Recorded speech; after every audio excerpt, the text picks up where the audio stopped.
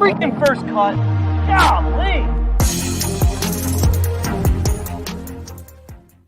Welcome to the First Cut Podcast. I'm Rick Gehman, and this is your mega preview pod for this week's Valero Texas Open. That means storylines. It means best bets. It means the one and done. Joining me to break it all down, Patrick McDonald is here. Patrick, good day to you. Good day. We were talking a little bit about vamping back there. Have you guys been catching up with this Gwyneth Paltrow case at all? The ski incident? No. What happened? Go on. I guess she just completely bodied this guy on the slopes in 2016, and they're in court all week hearing testimony. Is this like he's trying to a civil case? Was he injured in the thing? I guess he's suing her butt off apparently. And the lawyer today was like, "Was it cool to get hit by a celebrity?" And he was like, "No." You'd have to I've never been hit that hard in my entire life. You'd also have to be perfect. Have a pretty bad lawyer if through all the coaching you went through, if you then answered, "Yeah, it was awesome that she hit me," right? Yeah. That'd be pretty bad. My first thought was, I'm going to make a lot of money. Yeah. Insane. Greg DuCharme is here. Hello, Greg. Hello, boys. I don't have any court cases to get into right now, unfortunately, but I'm psyched to be here. Psyched for Valero. Get really, I love all the Masters conversation that we're starting. This is going to be a cool week. Kyle Porter is here. KP, we had a tough scene in the Gehman household this morning. We found out that our favorite restaurant is closing down at the end of the month, which is we go to this place every Monday night, and there are now 30 days left for us to go there. Every Monday night. Yeah. What was the impetus? Just recession stuff? I don't know. So it's inside a casino. And I think that they are just it's like the casino owns the restaurant. So I think they're just redoing it with a different theme. That happens a lot in Vegas where things are constantly changing. They're always rebranding. They're always trying out new stuff. And I think they are just swapping out one. They don't care. It's probably gonna be the same employees. Everything. Are you team go to new places on dates or team go to the same place on dates? This isn't even related to dates. If I find something that I like, it is set in stone. I wear the same outfit every single day. I go to the same places every single day. I love a routine. It is not just dates. It is my entire life. You're going to be a world-class old man. Yeah, I know. I can't wait. Craig's Wait, so Rick, what kind of restaurant was it?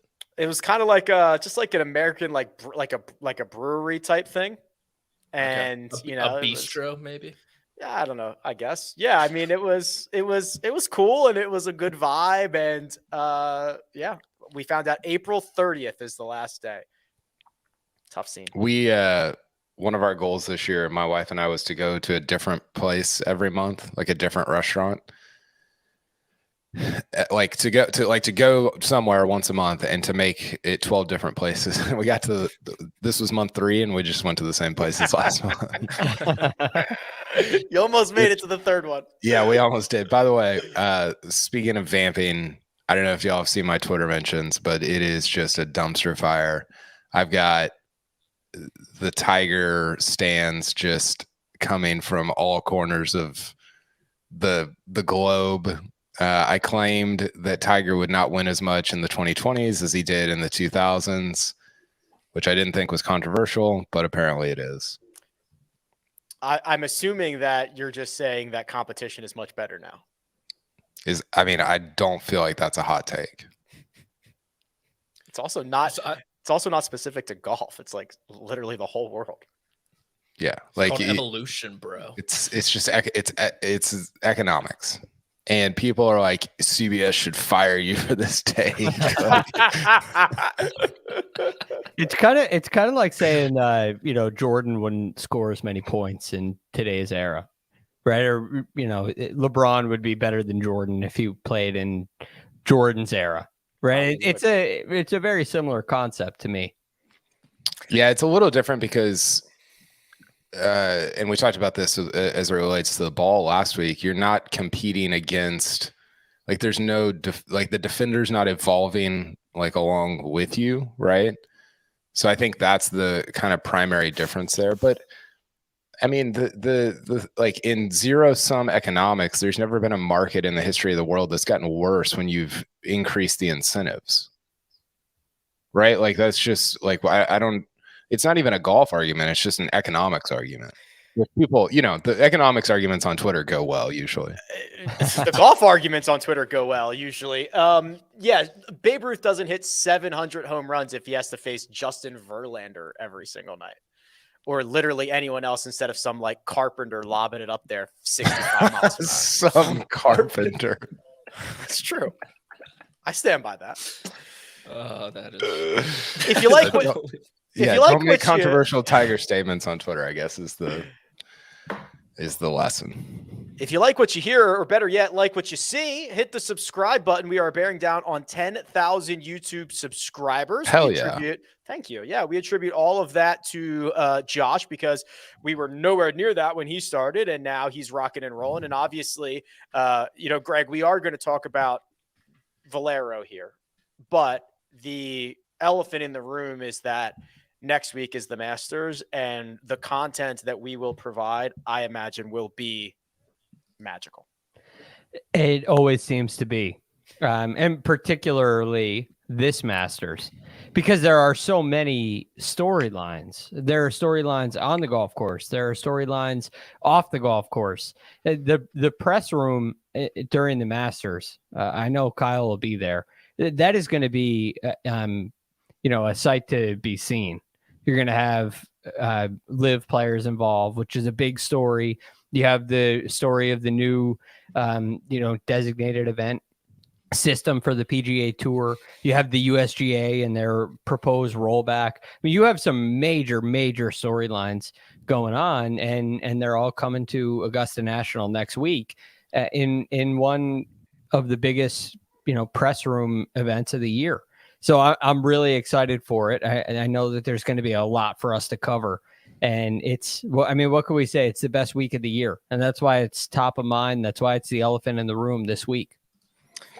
Let's actually start with some of the designated event stuff and some of the qualification stuff, because Patrick, we are getting some more light on this. We questioned what the schedule was going to look like. We questioned how this was all going to work out. So that designated event eligibility will be top 50 from prior year using FedEx Cup standings, and then top 10 who are not otherwise exempt using the current FedEx Cup standings. And then there's a couple of other ways that you can get in, like a current tournament year winner. There's 4 sponsors exemptions. And also we found out that through all of this, right? Correct me if I'm wrong, we're going to get like 50 guys in the Tournament of Champions next year, because everybody who's in the top 50, so who gets to the BMW Championship, is going to get into the following year's Tournament of Champions. Yeah, I think you covered it all. And it kind of gives more incentive for the fall guys. It's top 10 from the fall too, correct? Yeah, I think that's right. Okay. So it's cool. I think that was pretty much mostly known. Semantics, or I guess details of it all, were just finalized. So did that come out? Was there something that came out today, Rick? I just saw like a trickle down economics chart. Yes, exactly. I saw people took the press release and made it in a beautiful graphic that I understood, as opposed to having to read the press release. Yeah, because I'll be honest, I was kind of unfamiliar. I was like, "What are you talking about? We got something that we didn't write about yet." This is from yesterday. But yeah, I think I saw someone like tweet about how like the DP World Tour is getting screwed because of this, because the top 10 are trickling into the PGA Tour. And on the memo, it's like DP World Tour, Korn Ferry Tour, and like how to qualify for these designated events, I believe. I don't know if that's the correct memo we're all looking at. But were you going to say something? No, I think Nosferatu had that, I think. Okay. And the FedEx Cup points here, KP, this is something you've talked about, how these are being allocated. So 750 to the winners of the players in the majors, 700 to the winners of the designated events, 500. So that stays the same. The winners of regular full field events, 300 to the opposite field winners, and $2,000, 2,000 to the winner of the first 2 playoff events. I actually didn't see this. Oh, because that's new information, right? Yes. We didn't know that information. Is this on PGAtour.com? This is great radio. Well, so prepared over here. I don't know. Josh, why don't you share my screen? Do we have the graphic? The 2 riders in the room are unprepared. Yeah. Okay. Here we go. Okay. So 750 to players and majors, 700 to designated events. Okay. So the thing to look at here, I think, is the difference between designated and regular full field. Now, so I think this is the part that everybody kind of missed whenever some of this information first started coming out, Rick, was like, okay, what was the thing we heard? Oh, you're going to get, what was the number? 60% churn, or like 60% you're only going to keep 60% of the top 50 year over year. So I guess that's 40% churn. However you want to say that. 40% of the top 50 will be new year over year. Is that right? That I believe is correct. Yeah. Now that's based on, I don't know. I actually don't know what that's based on. We just heard that number over and over again from players. They ran these simulations or whatever.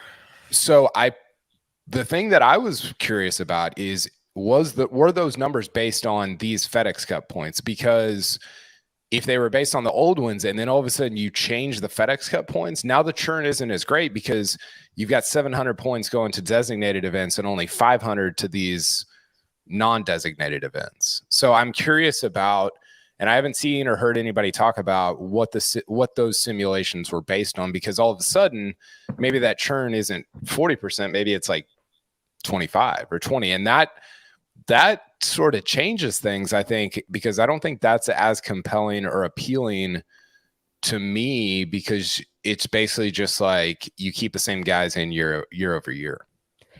So I got a couple things on this. One, I was under the assumption, which is just an assumption. We know what happens when you do that. I was under the assumption that they came to these FedEx Cup point numbers with the idea of maintaining that churn, right? They want to keep a turnover rate of around that 60% so number. They put in that variable and then came out with what the points were going to be. Yeah, how to properly allocate those points. So I think that's an important aspect, although I don't know that to be the case. But I did read somewhere in there, and perhaps this was somebody's opinion or somebody's thoughts, and perhaps it was an actual fact. But that's how it was. That's how I interpreted it anyway. The next piece of this is when you look at the totals that go to the winners, that's only one aspect. There is an entire distribution chart that goes all the way down to, the last person to make the cut in a event with a cut. And those numbers get really small. You don't realize, people don't realize, but if you come in 65th in an event, I mean, you're getting somewhere between 1 and 3 FedEx Cup points. That number gets really small. So if you just make you're talking about in a designated event, that number is, instead of 1, it might be 3.5, or even 2. I guess it's less than that. It's like 1.75 or somewhere in that neighborhood. So I think that what happens at the low end of the distribution allows for a little bit more churn than this portrays, because these guys are going to have the ability to finish 15th in a non-designated event, and that may equal somewhere around a 35th place finish in a designated event. So I do think there is opportunity to work your way up, but it's really important if that distribution from top all the way to the bottom stays within a similar percentage. Which, by the way, what if the NFL tomorrow released like a 3-page memo about how you make it to the NFL playoffs? Yeah, this is. So there's actually, I sympathize with the tour. It's very difficult to keep everybody. You're dealing with so many different invested parties here between idiots like us, fans, sponsors. There's a Q&A. Yeah, so there's actually players. there's 2 pages of Q&As here. Go ahead. Yeah, I mean, the FedEx Cup points thing is interesting though, because the churn is going to be whatever it is after year 1, after year 2. Your models can say whatever you want, but then like what actually happens, you know? So I think that's going to be an interesting thing to keep an eye on. We'll move on to Valero here in a second, but this is what I think is kind of interesting, Patrick, because now that we've got these 2 tours, right? We've got the designated events and the full field regular events. The big question, and it's addressed on this Q&A, is how do you play your way into designated events off the FedEx Cup points list? So I'm just going to read this. So it says the answer: to start the season, the top 10 players not otherwise exempt from the FedEx Cup fall points list are eligible for the first 2 designated events following the Tournament of Champions. So let's pause there. If I'm understanding this, Patrick, this would be essentially golfers 51 to 60 who are not otherwise exempt get to play the first designated event that is not the Tournament of Champions. Am I understanding that correctly? I believe that's correct, and that'd be the Phoenix Open. It'd be the Phoenix Open, which will based off this year's schedule. Which this will be contested in the fall, Kyle, because those players can play in the fall and improve their standing. Yes, in a normal year, 2023. I don't know. Yeah. Dude, I don't know. You got that right, Rick. It'll be after this year's tour championship, after the 2023 tour championship, whatever that first, call it Napa, right? That from Napa to whatever, the end of the calendar year, that fall portion, the top 10 players, or players 51 in the FedEx Cup standings to 60 will be in the first 2 designated events. Yes. Okay. So does Napa start the new season? No, not the new season. No, it starts the fall. So they're like the top 50 from the FedEx Cup from the year before, from that season, plus the top 10 from that fall swing. Mm-hmm. And then if you're in the top 30 of the OWGR and not in either of those, you're in as well, correct? Correct. And then I think top 5 from the swing of full field events. So I guess that's in between. But my question is the fall part of the 2022-2023 season or part of the 2024 season? Neither. It's purgatory. It's standalone. Yeah. Yeah. It's like 9 events that live in the abyss. So always, even in 2024, the fall is not going to be part of any season. Well, they have an effect on the season, but they're not a part of the season. Right. So you know how there's you know how there's a reshuffle? Like right now, there's a reshuffle periodically throughout the year. Essentially, if you end the year number 150 in the FedEx Cup points, you don't make the playoffs. Mm-hmm. You go to Napa and you win. Well, all of a sudden, you're way up. You're in the top 10 in the fall at that point. You'd be number 1 in the fall. And as you play through that schedule, you can improve on that 150 ranking from the previous year. But you can't get into the designated events, I guess, with the exception of the first 2.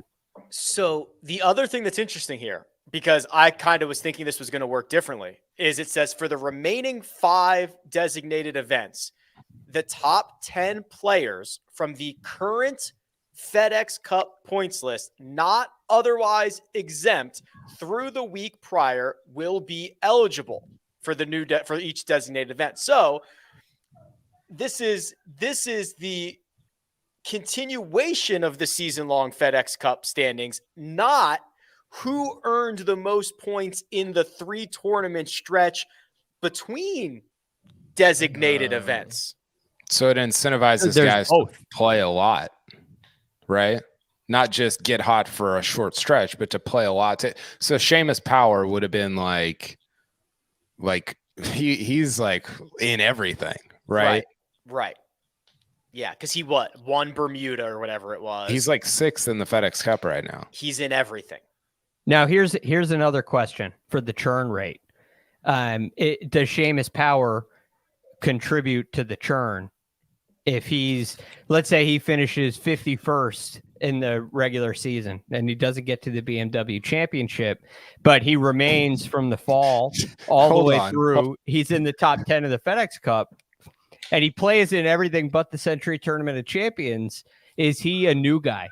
Greg, have you ever thought about what like series of events in your life had to lead you to a point where you said, is Seamus Power part of the churn? Sure. No, but I'm sure tonight will be sleepless. It should be for all of us. I mean, how did we get here? It's an absurd. It's an absurd moment in golf podcasting history. Yeah, to say that in public. Yeah, don't. So the way that I understand that then, where that would be a very good situation for Seamus Power and not so good for Eric Cole, right? Because Eric Cole like got hot one. Yeah. That doesn't necessarily get him into the next designated event, but Seamus Power constantly being 47, let's just call it 47th. He's obviously much higher than that. 47th in the FedEx Cup standings perpetually throughout the year. You're in everything. But isn't there another category where it's maybe I'm conflating somebody's idea with what the tour actually decided, but I thought there was another category where it was like the top 5 from the previous designated event or whatever get in that weren't otherwise eligible. They call those the swing. Yeah, that's here. List. The swing category. Top 5 of the swing. Okay. Top 5 of the swing. Josh was afraid we didn't have enough to talk about today. By the way, I was like, don't worry about it. We'll be fine. They were trying to like dumb down the schedule with the new calendar. Unbelievable. Sorry. What is the top 5 swing category? Okay, so this is the Eric Cole category. Each set of full field events between designated events will count as a swing. The top 5 players, not otherwise exempt, earning the most FedEx Cup points through each swing of full field events will qualify for the next designated event. Points earned in the designated events do not count towards the swing category. This category will always fill to 5. So this is the Eric Cole category. Okay. So he would have been in the Florida swing events, like API players potentially. Well, it says the next designated event. Does that mean like the next 2? This comment. It's pressure. I mean, listen, like to be fair to this person, we are literally paid to figure this stuff out, and Paul Azinger is not. Like he's paid to talk about pressure and like chipping and stuff that I'm an idiot about.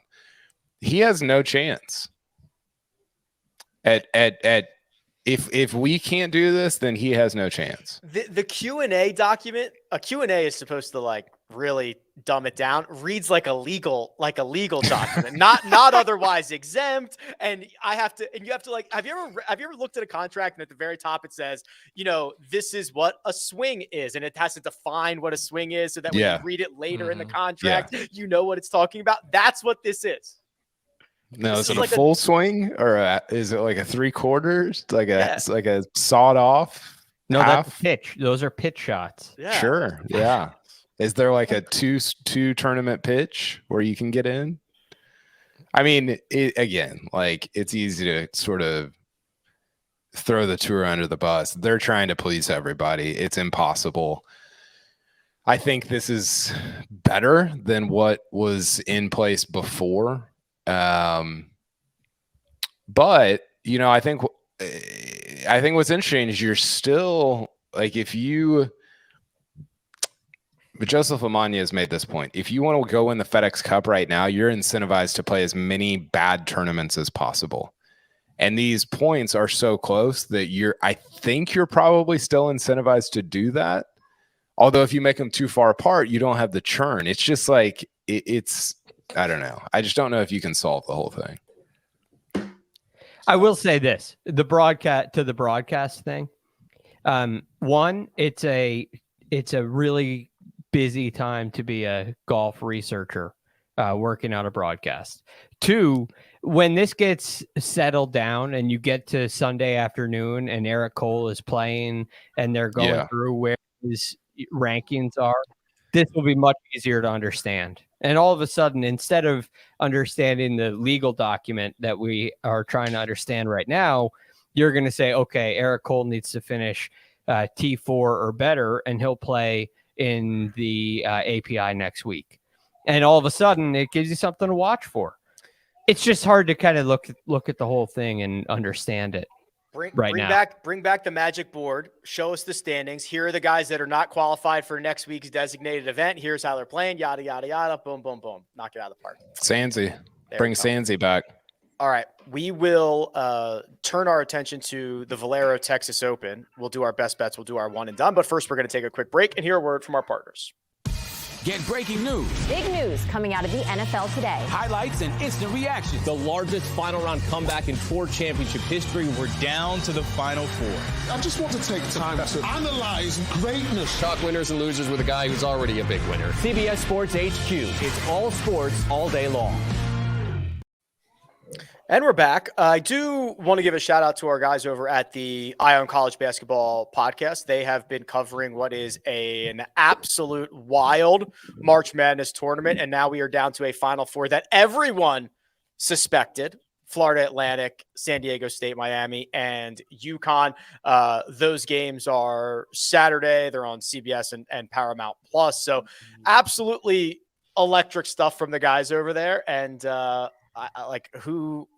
who wins this thing? Like, I don't know. I was under the assumption that 12 seeds always beat 5 seeds. So I'm surprised to see 2 5 seeds here. Let's just say they didn't make it that far in my bracket. Is UConn the favorite, Rick? Yeah, they're like minus 125. Everybody else is like plus 400. I mean, Florida, it's Lane Kiffin against I'd be shocked if you knew this one. Well, who played against there was a famous who played at San Diego State? Kawhi, Xander Steven Strasburg, JJ Spawn. Wow, you guys just went 3 different sports.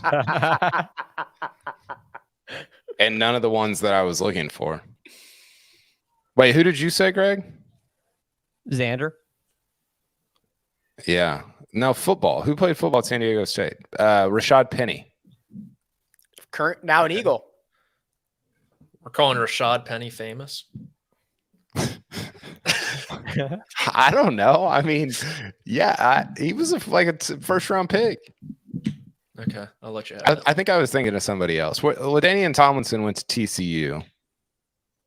I'm thinking of somebody. I don't know. It'll come to me. Well, there you go. That's why we are not on the Eye of College Basketball or Football podcast, because we have no idea what we are talking about, but that's why golf is here. Valero Texas Open, TPC San Antonio. Greg, what would you make of TPC San Antonio? We've seen some big numbers made if you can keep it out of the rocks, but what kind of skill set are we looking for this week? Marshall Falk went to San Diego State. There you go. Finally.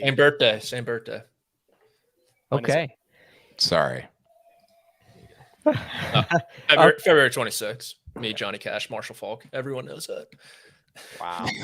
Well, happy belated birthday. All right. TPC San Antonio. It's one of those golf courses where it's very playable off the tee, but there's some big trouble if you miss very errantly. There are some big runoffs on the sides of greens. The greens are not very big. They're on the smaller side for sure. And so it can lead to some challenges. I wouldn't classify this as an easy golf course, especially for a par 72. So I think it provides a big challenge for the players, especially when that wind picks up, because penalty areas are somewhat extreme. But when I look at what's led to success here, I mean, the last 5 winners have been top 5 tee to green, and a lot of that work has come from the iron play. Surprise, surprise. But you got, 2 of the last 5 winners, or 3 of the last 5 winners are inside the top 4 in strokes gain approach and greens and regulation. So I think focusing and highlighting the ball strikers in this event is something we see come through quite a bit. The largest measure of success, Patrick, hoisting the trophy on Sunday will be great for everyone, but will be really, really great for a short list of notables that have not yet punched their ticket to Augusta National. Do we have this graphic? Of course we do. Josh knows what he's doing. Oh, and look who he highlighted. He highlighted friend of the pod, Ricky Fowler. He needs just one path to get in. It's victory. Other notables on the list: Matt Kuchar, Thomas Dietrich, Christian Bezuidenhout, Taylor Montgomery, and then Josh got very generous with the word notable after that. Charlie Hoffman, Jimmy Walker, Lucas Glover, JJ Spawn, Matt Wallace. A lot of Rashad Pennies on the list, so to speak. Yes. But yeah, he's got to win for the first time in 4 years to make it back to Augusta for the first time in 2 years. And if you're a Ricky Fowler fan, you got to love what you're seeing. I think he ranks, out of all players since the start of the new year, 10th in approach, 10th in putting, inside the top 15 in total strokes gained. That's past the likes of Jordan Spieth, Sam Burns, Justin Thomas. So really the last thing to do is to raise a trophy, put on those cowboy boots, and then someone else like Matt Kuchar, this could be maybe his last chance to play himself back into Augusta. He didn't play last year, finished runner up to JJ Spawn, lost by a couple strokes, but he has a great history at Augusta, kind of sneaky. And so those two guys, obviously Taylor Moore, potential PGA Tour Rookie of the Year candidate. And I don't think I really need to touch on Jimmy Walker. You can stop the list there. I believe KP, as if we needed more really cool storylines. You talked about it, or we might have talked about it. Like Rory going for the career Grand Slam is going to be like the fourth most interesting storyline next week. If we could inject Ricky Fowler right on into this thing, that'd be pretty sick. It would be pretty sick. Ricky is, I think there are times with somebody like Ricky, specifically with Ricky, where it's easy to kind of overstate what's going on because you want it to be true because Ricky's likable and people are like, oh, Ricky, like, and he's actually like legitimately playing good golf. Like if you took his name out of his statistical profile and I just showed you his statistical profile, you'd be like, oh, that guy's playing good golf. Is it like top 15 in the world type golf? No, but it's like solid quality golf that is not outside the bounds of what you would see from a major, like somebody in a major field. So I think you throw all the hype and stuff and Masters and all of that out, like that for Fowler has to be the most encouraging thing right now. Yeah, playing great. He's got let's see. He did like just the right amount at the match play. He didn't have to play a lot of matches. He played 3 matches. He was 2-1. He beat Jon Rahm and didn't make it out of his group. That's like the perfect outcome for somebody trying to work their way into the Masters, and he's got a bunch of top 20s leading into this. Sorry. Real quick, his data golf ranking is 35 right now, which I presume is probably what you have him around also. Yeah, I think it was like, I think I probably like 31 or 32 when I was looking at it earlier today. That's crazy. Yeah, he's been great.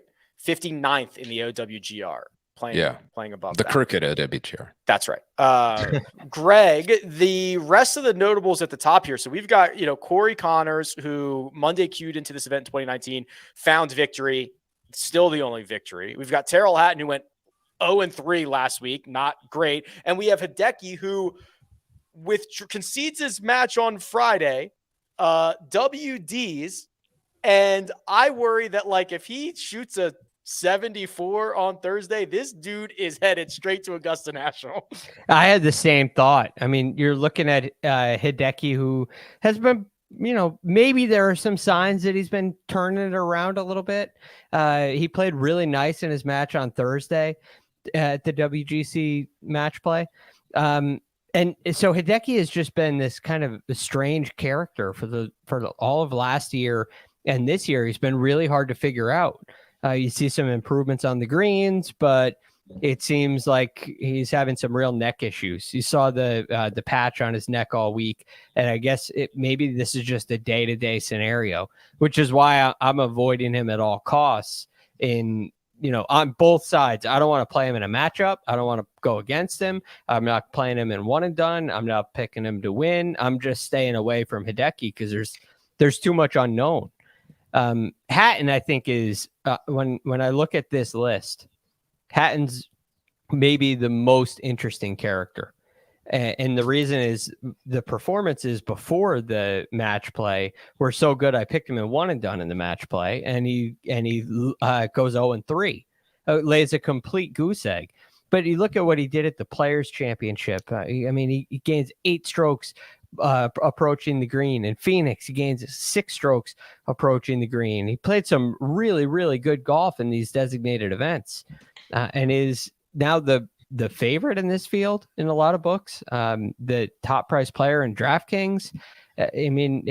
Tyrrell Hatton was, if you look at just stroke play events, he's playing really solid golf. But unfortunately, we have this match play record hanging over our head. Yes, we got the final tune-up for some of these other guys who are already in: Siwoo Kim, Ryan Fox, Chris Kirk, Alex Noren, amongst others. We also, in the world of news, we got this weird news web this week. So it's a LIV week, Patrick. They're going to be in Orlando. The guy who leads LIV, his name's Greg Norman. He designed a course in Mexico called El Camaleon, which is where LIV went, right? That used to be a PGA Tour stop. That PGA Tour stop has now been replaced with another golf course in Mexico, one designed by Tiger Woods. This one called El Cardinal in, I don't know where it is in Mexico, but that is going to be Cabo. The host. Thank you, Cabo. That's now going to host. That's now going to host the Worldwide Technology Championship. That's one side of the web. I have another side of the web, but I'm going to save it until you talk about this side. Do you guys believe in coincidences? I believe in coincidences. Yes. Okay, so it's just a coincidence. Is that a leap to believe in coincidences? I very much believe in coincidences. Yes. I don't really believe in coincidences myself. So wait, hold on. So this is all part of a plan. You legitimately don't believe in coincidences? Not really. No. You think it's a coincidence? It's a Tiger Woods design from a Greg Norman to a Tiger Woods design. Just happens. So you're a conspiracy theorist. Hold on. Correct. Yeah, my tinfoil hat's actually. There's something missing. These are 2 leaps. No, it is not a coincidence that they went to a Tiger Woods designed golf course, but not believing in coincidences would be like, I was thinking of a word and then I heard it on TV. You would actually think that that's not a coincidence and that something else is happening, like brain power. Yeah. Like no, it's not believing in coincidences can lead you to some places that are like in Succession. I don't know if you can come back from. In Succession. Don't spoil the new season. I'm not, but when Greg rushes towards Tom on the bridge and it's like, we can't use that catchphrase.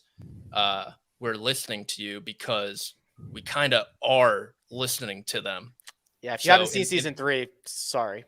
So in that case, if I said a word out loud or something and then it pops up on my TV, that's not a coincidence. What if you just thought that word? Then we're in a hurt of trouble. I'm gonna have to go see a brain expert or something. But it sounds like you already need to. I was gonna say you should just make that appointment. Okay, but like bigger coincidences. Like, okay, maybe if I'm thinking of a word and something happens, I'll let that slide. But the bigger ones doesn't pass the sniff test 99% of the time. This is absolutely not a coincidence that they went to a Tiger Woods course, by the way. So 1 for 1 on the pod. That is hey, watch this. We'll fix this situation up. The other side of this web, Greg. So we've got the Norman LIV Tiger side. Now we go from Tiger, the course designer, to Mike Trout. Mike Trout, arguably the greatest baseball player to ever live, probably, is getting his own golf better than Babe Ruth? Billion% better. Getting his own club, Trout National, sick. TGR, great name. Unbelievable. The merch could be so good. You're out on that? Trout National? I'm out. Yeah. Oh, way in.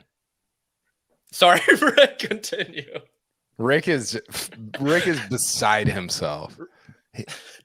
He's biased. He's so biased. It's been a really bad 3 minutes for Patrick. Is this a coincidence right here, Patrick? I'm afraid of fish, so I guess not.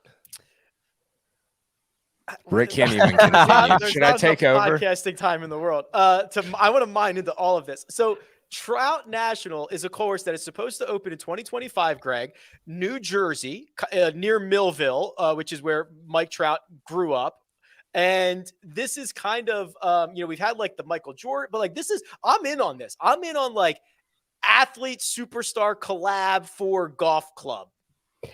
Well, it highlights the popularity of the game of golf, for one, which we know about. We've seen this for years with with all the celebrity events we have on the PGA Tour. And I think it's really cool that you have Tiger Woods designing more and more golf courses. So I think that's kind of a cool aspect as well. I'm in on the name Trout National, as long as it's near. It's got to be near water, or you got to have some ponds out there, because as this goes on, it's named after Mike Trout, and we'll always know that. But it kind of has a real, a name of a fish. It's a cool thing outside of just his name. I'm sure that there's a Bear National somewhere in the world. There are other animal names that are used very commonly in golf course naming, because golf courses are out in nature. TPC Deer Run, or you think about something like that sticks to mind. So yeah, I'm all in on it. It's pretty cool. Okay. What do you think TPC Deer Run is named after?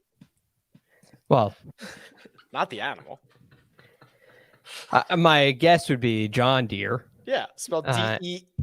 Yeah, I know what you're saying, but look. I loved where you were going. I was ready to fire. I was like the Bears Club. Yes, we got it. Bears Club. That would have been. It would have been great if I came up with Bears Club. The 19th hole could have a fish. It could be a fishing pond. You go there, you throw your line in, you catch it, you throw it back. I was in, and then we got the deer. The deer. Yeah, it just popped into my head. What? I'm sorry. I apologize. Patrick threw me off. Yeah. Yeah. Well, that's true. This is like a little bit of an Inception deal, Brett. Oh, see that now. This from Brett is the real question. Where did John Deere get its name? Probably from a guy named John Deere. Chicken or the egg scenario. No, right? John Deere was a blacksmith who developed the first commercially successful self-scouring steel plow in 1837 and founded the company that still bears his name. I'm sure there's lineage to his name and the white-tailed deer. I'm sure there is. Yeah, that's pretty impressive. He was probably pitching to Babe Ruth that time too, while finding the company. Yeah. Honestly, they're not that far off. It's a live week, KP. It is. The weird. I thought you had something else, but I didn't really. I don't know. They're playing in Orlando. The obviously massive question revolves around the state of their game, playing what is going to be 9 competitive rounds before the Masters. Yeah, I think so 2 things on the live. One is that because DJ's only played 22 rounds since the Open last year, which is just like, I mean, I think Sam Burns played 22 rounds last week. It's just now, can DJ and even somebody like Cam Smith, can they contend at Augusta without having played that much? Absolutely. Like, I think that they are kind of built for stuff like that. Does it increase your degree of difficulty? I think it does. Do you need an increased degree of difficulty at major championships? Probably not. Like that, it just seems like it's making it a little bit harder, which is, I think, part of the trade-off. I mean, Tiger's talked about this for years of just like needing reps, Greg will understand this, needing tournament reps. Like tournament golf is just very different than playing any other form of golf. And so I think that's one thing.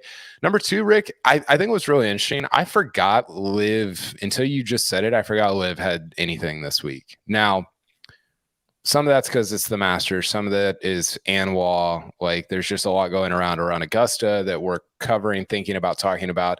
Some of it is like, it's kind of already become a little bit irrelevant, and this is tied to They're not bringing on players, which was like half their business model last year, or half their marketing plan. It wasn't really a business model. They're not generating any buzz. And so what next? There's just no juice there. And maybe I'm alone in that. I don't think I am. I think I usually have a pretty good sense of like I think my sense is emblematic of like what a lot of other people are feeling within the golf world. And I just forget that LIV even exists, to be honest. Well, we saw it in like the YouTube viewership last year. There was a novelty, especially at the beginning, and then basically trailed off every single event. I think there was a little bit of, okay, this is year 2, what's going to happen? But they didn't really get anybody new in the offseason. And now we're right back into that, like whatever the 7th event was last year. It's like, okay, cool. I don't know. What's the funniest outcome of a LIV player at the Masters? Funniest? Yeah. You got to get Bryson involved somehow. It's got to be Bryson winning, right? Something like that guy finds so many bushes at Augusta National. Well, I think what's interesting, Patrick, he's shot 75 plus 7 times, and he's only shot Bryson par 67 or better twice at Augusta. Imagine saying that and then shooting 75 over and over and over again. He can't stop doing it. He shot 75 plus 7 times. I think Bryson winning would be just I mean, it would be insane. It would be completely insane. Phil getting DQ'd. I'm actually excited to see Phil back at Augusta, personally. He's going to shoot like 76 and miss the cut, right? I got a question for you guys. Yeah. Do you think Top this 20. is this a telling week for LIV and their viewership, considering Masters is next week, and they have a number of players who are competing next week at the Masters. Is this like an extra big week for them, and as far as a gauge of where they are? No, but I think that next week is massive. Like I honestly think the future of LIV, and I don't think this is an exaggeration, depends on how they do in the major championships this year. Yeah, I agree. Because that next event, say Bryson does win, the numbies on that are gonna be tenfold. And you would validate yourself as like, no, we've got the competitive guys who win major championships. We need OWGR points. We're still relevant. If they have everybody miss the cut at every major championship, or they are going to be pressing the panic button. It is the worst case scenario. They have to stay relevant, and the only way they can get relevant is in majors. And if they do not do that, pull the chute. Yeah, it's a good point. Now, one major may not be all they probably have this year of majors. I agree. Considering they're going to be able to play in them. I agree. But I just think this week leading in, this is one of the rare times where you actually have meaning behind an event, right? You want to see where, if that's what you're into, you want to see where DJ's game is right now, or where Cam Smith's game is right now. There's a reason to watch other than it's a LIV event. And it's going to end, and it's 54 holes, and it's a shotgun start. There's more. This seems to be the week where there's actually golf to pay attention to for a reason, to get a feel for where they are heading into Masters. So I personally think this is a big week for them, but I agree with you guys. It's not as big as next week. I just don't know, even if they, like, let's say Cam wins the Masters, you'll get a bunch of like, I won't be able to get on Twitter for like 3 weeks, but so you'll get a bunch of like these fanboys who didn't know who Cam Smith was 2 years ago coming just thumping their chests all over social media. But like, is anybody moving over to LIV because Cam Smith won the Masters?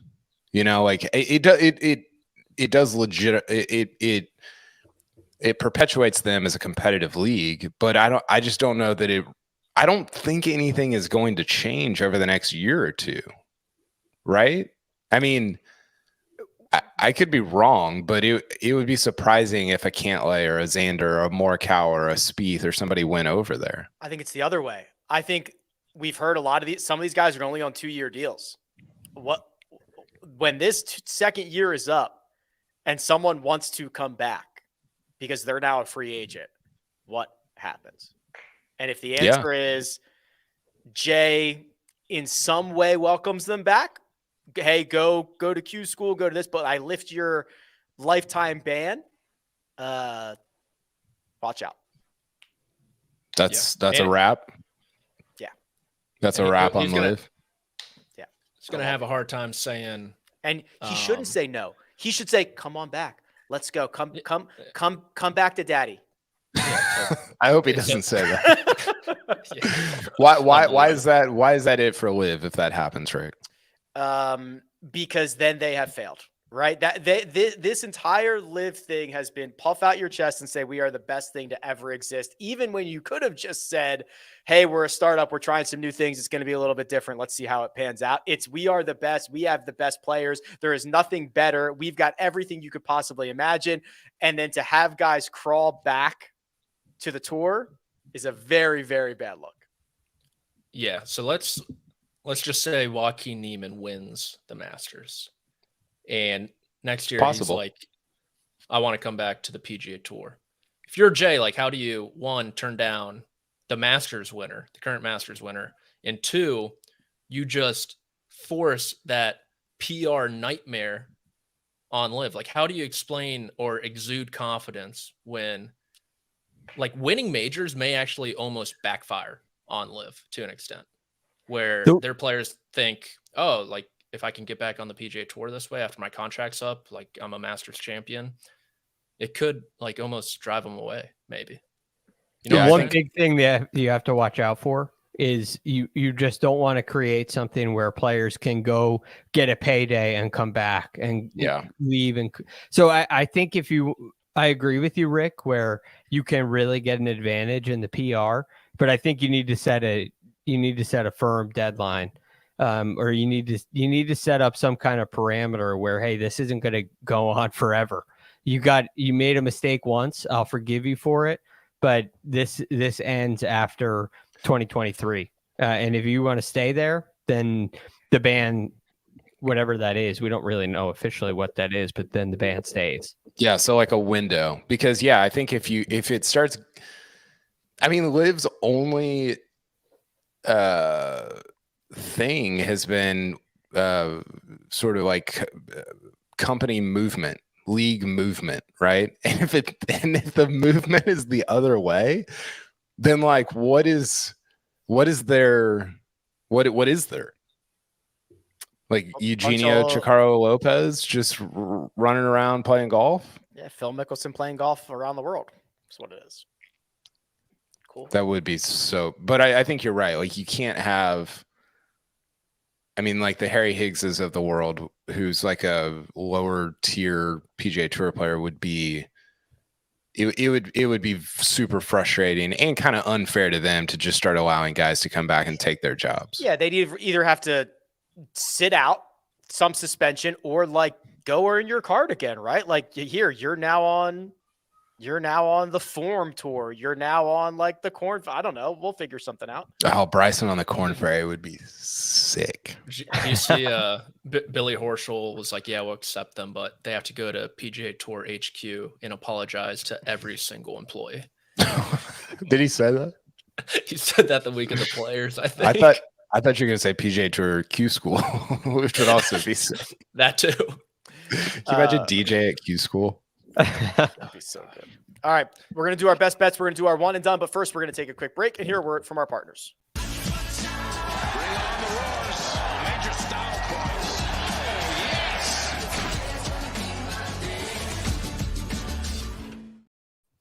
And we're back. Get yourself outfitted in some First Cut merch. There's apparel, water bottles, stickers, hats, all that fun stuff. ParamountShop.com. Link is in the description. Real quick, Kyle, I had someone ask me if, as a patron, they are allowed to take a rangefinder to the Masters. It is not technically an electric, like you can't like make calls on it.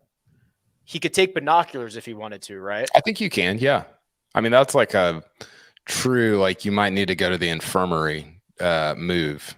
No, this guy's an absolute nut. I love him. Yeah. Like completely psychotic. But yeah, you can take a rangefinder in. Yeah. I would be shocked if you couldn't. What do you think, Patrick? Is it does it have slope or no? Do you think that matters? if he promises to leave the Keep slope the off, slope is he off. good? Yeah, can't have slope. All right. I have done the you can take your phone into the press center, and I've accidentally had it on me as I walk out to the course, and you get about halfway out and you start looking around, like when you realize that it's on you, you're like, am I going to be arrested? Am I like, is someone going to be taken hostage here? And you just dart back to the media center and fling it in there like it wasn't on you.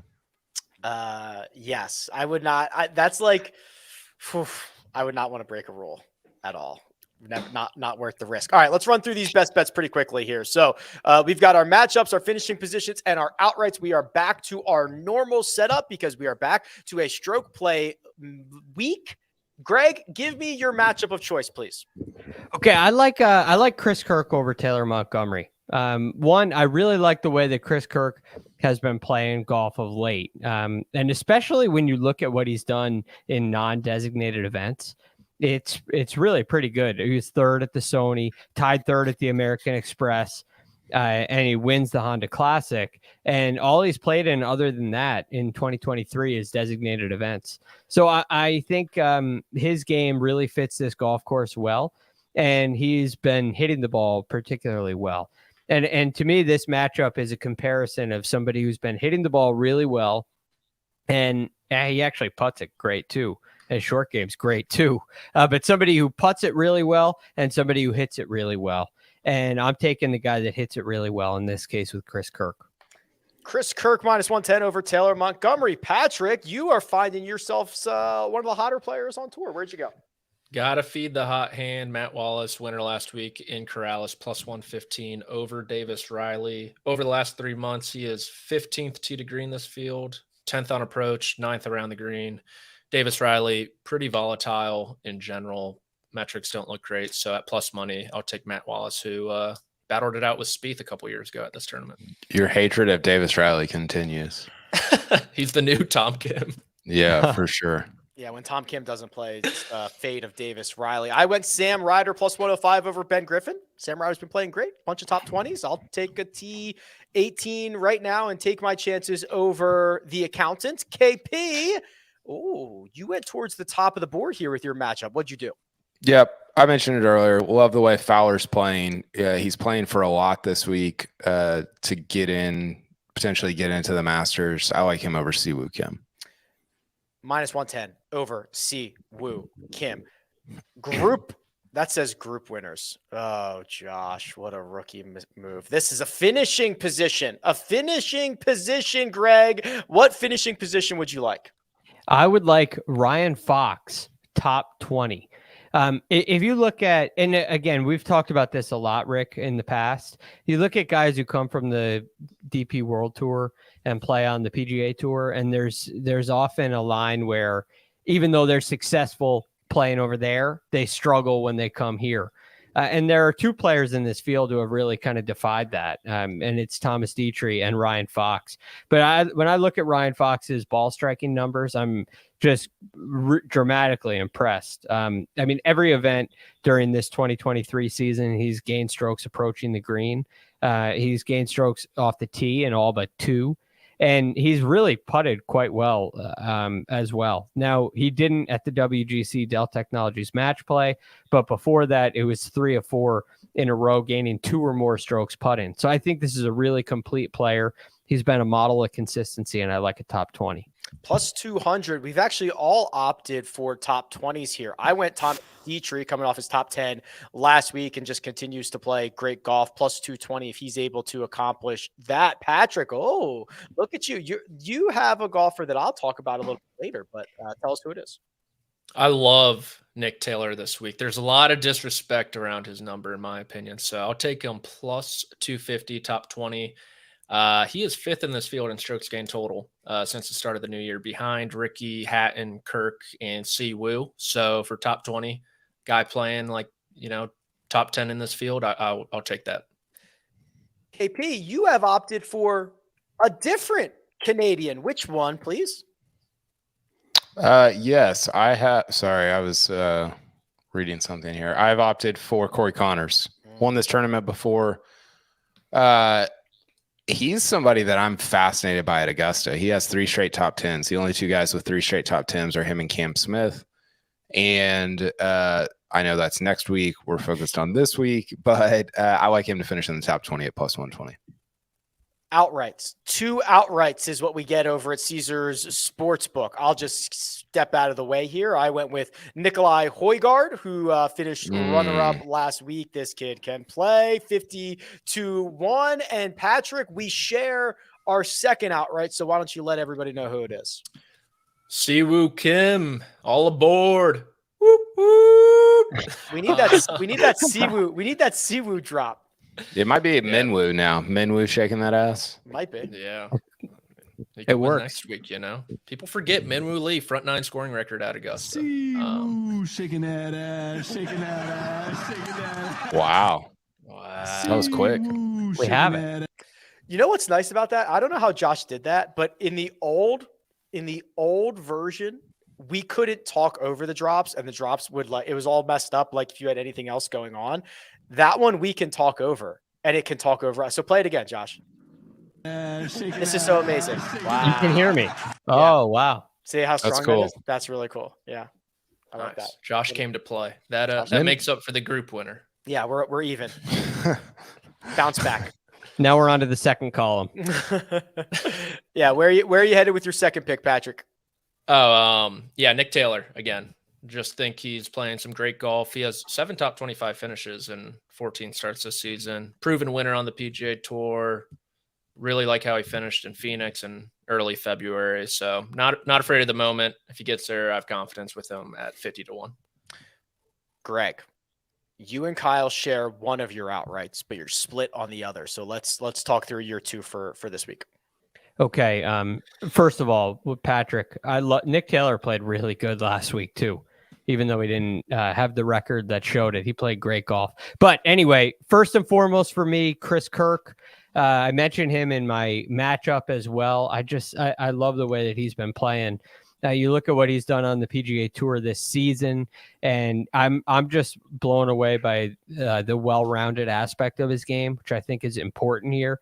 He's 32nd tee to green, 42nd putting on the PGA Tour this year. 26th around the green. I don't think he gets enough credit for what he does with his short game and his putting. And we know that he's a lovely ball striker as well. So I love Chris Kirk. Chris Kirk, 28-1. That shared golfer, Kyle, is who? Well, it's Fowler, but I kind of want to change it now. Not because Greg has him. But why? Am I allowed to? Well, because I've fallen in love with someone else. Yes, you can change. Okay, I want to go with Nikolai Højgaard also. Wow. I thought you were going to say Nick Taylor. Welcome to the club. Nikolai. I want to change Ricky to Nikolai, and then I'll keep Corey Connors. I actually didn't realize I did this where I had Ricky and Connors in my first 2 bets and also in my second 2. So I'd like to mix that up a little bit. Højgaard, here we go. Runner-up in Punta Cana, T32 at the Hero, T5 in Thailand, T13 at the Ras Al Khaimah Championship, T10 in Abu Dhabi. Star. I mean, this is a you're mentioning a lot of European Tour events, but this is tantamount to a Europe. I mean, like the talent level is probably a little bit higher than a regular European Tour event, but it's not that much higher. Like I'm pumped about him this week. You're gonna wish you had Ricky. At least you got him somewhere on the board. At least you have him. So I care about the team here, Craig. All right. Nikolai's got some care about team. Nikolai's got some work to do. 37th in the current Ryder Cup standings. His twin brother, though, Rasmus is 10th. Yeah. So a little bit of work to do. This would be a good start. Best bets, where we take $50 and we do anything we want with it. I've already foreshadowed mine. I took Nick Taylor, top Canadian, plus 225. Corey Connors, Taylor Pendrith, Michael Gligic are the other 3 golfers there. Patrick, you have doubled down, I believe, on one of your previous wagers. Double down, Matt Wallace, plus 115 over Davis Riley. I got a little cute last week. I'll admit it. Did not turn out well for me. So we're going back to old reliable doubling down on the matchup. Speaking of old reliable, the only one of us winning our best bets, KP, show us the way, please. I've got Hoyard finishing in the top 20. I feel great about this one. He finished, what was it, second or third last week, you said? Second last week. This field is a little bit better than that one, not crazy better. Plus 240. Absolutely love it, which means he'll miss the cut by 5. Greg, round us out. I love where you went here. You found a top 40. Which one did you pick? Yeah, I really like Will Gordon. His game right now is, look, he hits the ball really a long way. He's been striking it really well with his iron play. But what I like most is he's combining that with his putting. You're talking about it's 5 of his last 6 events he's gained strokes putting. For a guy that has really struggled on the greens in the past, getting the putter turned around is a big deal for him. He's been consistently making cuts. I think he sneaks inside the top 40 this week. Taylor, top Canadian. Matt Wallace over Davis Riley. Nikolai Højgaard, top 20. Will Gordon, top 40. Josh said Mark gave him a best bet, and this is a vintage Mark wager, that the winner will birdie the 72nd hole. What are the odds on that? Parlayed with Lamar traded to the Commanders. Is that where he's going? No. Rivera came out today and said Sam Howell could really turn into someone like Brock Purdy. Oh boy! Wow, that's quite a statement. Yeah. Yikes! One and done. Not plus 200, by the way, for the winner to birdie the 72nd hole. One and done. Not a lot of parity here. We've opted for similar golfers. Greg, you are in need of it the most, 3.8 million. But I will tell you, who you have chosen is also who Sia has chosen, is also who the fans have chosen, and also who I have chosen. So tell everyone who we're rooting for this week. Yeah, sometimes the popular pick is the right one, but it's Ricky Fowler. Ricky Fowler. Yeah, we had a drop for that. Do we have that, Josh? Cracked me up every time. Ricky Fowler. Ricky Fowler. Yeah, my favorite part is the background music in that. But Ricky Fowler. I feel like it's a video game. Anyway, Kyle alluded to it before. Ricky, take his name off of it. He's playing great golf. Every single event in 2023, he's gained strokes approaching the green. It's 4 out of his last 5 stroke play events. He's gained at least 3 strokes putting, which has been in large part due to a new style of putter that he has in play. He's feeling really confident with it. I think his game is so strong, and in a field like this, he stands out to me. All right, well, I'm with you, brother. So let's rock and roll. Ricky Fowler to the top of the board. Patrick, you have meshed with Kyle M, who has been on one heck of a run. So you're hoping that continues this week. Tell the people who you're going with. Hopefully I don't tie him down because, like you said, he's kind of been the hot hand recently in this contest. And we are going with Siwoo Kim.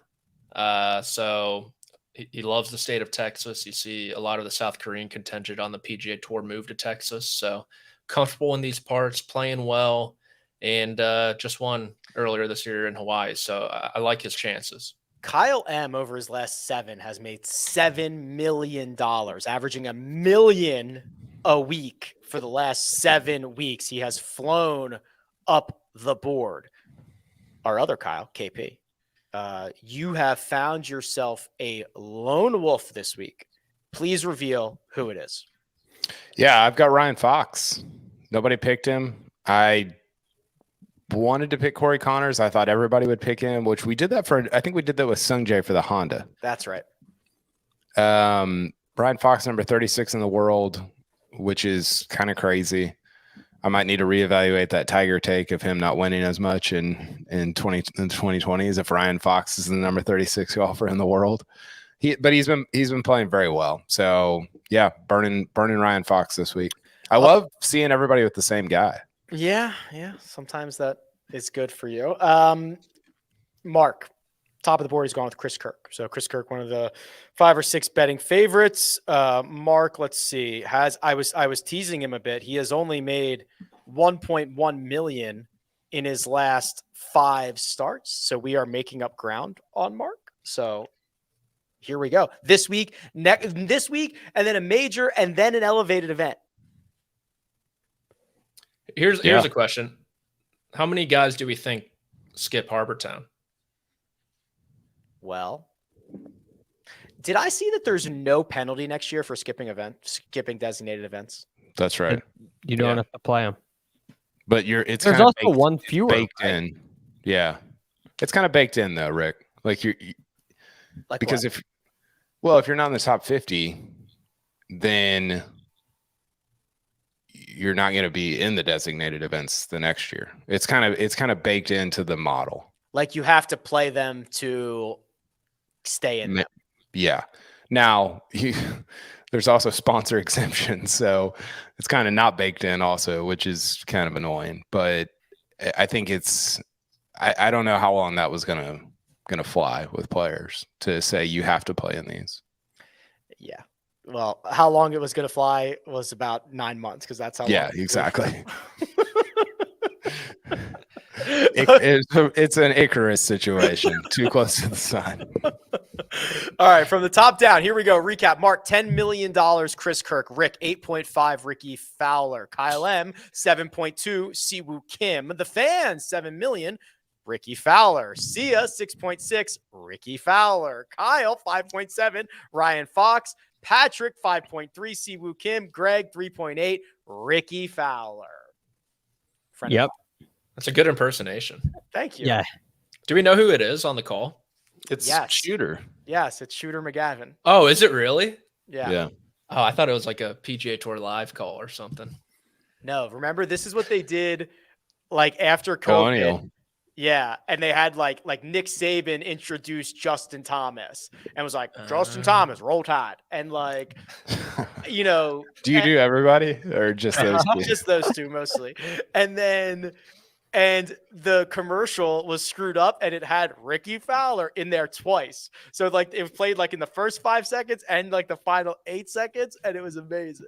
What makes them say that's messed up? Yeah, exactly. I was going to say, given how the tour markets Fowler, I don't know that was a mistake. That was the decision they made. Yes, that was very purposeful. They actually had it in there 3 times and they took one out. There was one where someone just did the whole 30 seconds of just Ricky Fowler. Ricky Fowler. It was so good. It got me so good. All right. Any final thoughts before we get out of here? Okay. Good. Thursday, Friday, Saturday, Sunday, round by round recaps for Valero. And then the second that final putt drops, we will obviously turn our attention to the Masters, and we'll have you covered for all things Magnolia Lane. Big thanks to producer Josh, does all the hard work behind the scenes. Greg DuCharme, you can find him at the Real GFD. Patrick McDonald at Amateur Status. Kyle Porter at Kyle Porter CBS, and you can find me at Rick Run Good. This has been The First Cut. We'll catch you next time.